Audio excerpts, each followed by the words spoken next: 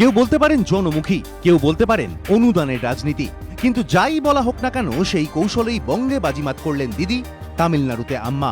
অনেকেই বলছেন তৃণমূলের ডাবল সেঞ্চুরি হাঁকানোর পেছনে যদি তিনটি কারণ দেখাতে বলা হয়, তাহলে প্রথম কারণ মমতা, দ্বিতীয় কারণ মমতা, তৃতীয় কারণও মমতা।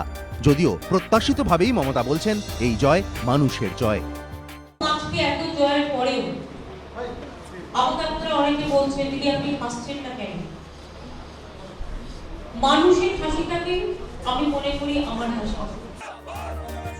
তবে জয়ের এক ও একমাত্র কারিগর যদি মমতা বন্দ্যোপাধ্যায় হন, তাহলে জয়ের নেপথ্যে সবচেয়ে বড় ভূমিকা নিয়েছে গত 5 বছরে তার নেওয়া একের পর এক জনমুখী সিদ্ধান্ত। গরিব মানুষের জন্য 2 টাকা কেজি দরে চাল দেয়া, কন্যাশ্রী প্রকল্পে 25,000 টাকা, বিনে পয়সায় সাইকেল বিলি, বিনে পয়সায় বই, টেস্ট পেপার, প্রাথমিকে পড়ুয়াদের জন্য বিনামূল্যে জুতো।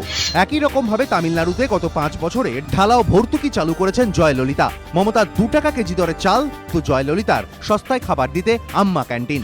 আম্মা ক্যান্টিনে 1 থেকে 5 টাকা খরচ করলে পাওয়া যায় ভাত, ইডলি, সাম্বার। এছাড়া রয়েছে কম পয়সায় আম্মা মিনারেল ওয়াটার। এছাড়া মহিলাদের বাইক কেনার জন্য 50% ভর্তুকি, 11 ও 12 ক্লাসের পড়ুয়াদের জন্য ইন্টারনেট সহ ল্যাপটপ, বিয়ে করলে মহিলাদের সোনা, রেশন কার্ড আছে যাদের তাদের বিনে পয়সায় মোবাইল ফোন। আম্মার রাজ্যে আরও কত কি। অনেকেরই দাবি এসব হচ্ছে ভর্তুকির রাজনীতি, পাইয়ে দেওয়ার রাজনীতি। বিনে পয়সায় কিছু পাইয়ে দিয়ে গরিব মানুষের মন জয়ের চেষ্টা, কিন্তু এতে গরিবের দুর্দশা কিন্তু ঘোচে না, গরিব গরিবই থেকে যায়। কিন্তু উল্টো দিকে একটা অংশ এও বলে প্রান্তিক মানুষকে পাইয়ে দেওয়ার মধ্যে কোনো দোষ থাকতে পারে না। কল্যাণকর রাষ্ট্রের অন্যতম কাজই হলো গরিব মানুষের জন্য কিছু করা, নানা সামাজিক প্রকল্পের মধ্যে দিয়ে তাদের উন্নয়নের চেষ্টা করা। আর তার মধ্যে দিয়ে যদি ভোটও আসে তাহলে আপত্তি কোথায়? তাই জনমুখী না জনমোহিনী তা নিয়ে বিতর্ক থাকলেও আরও একবার পূর্ব থেকে দক্ষিণ জয়ী হলো এই ফ্যাক্টরি। আশাবুল হোসেন, এবিপি আনন্দ।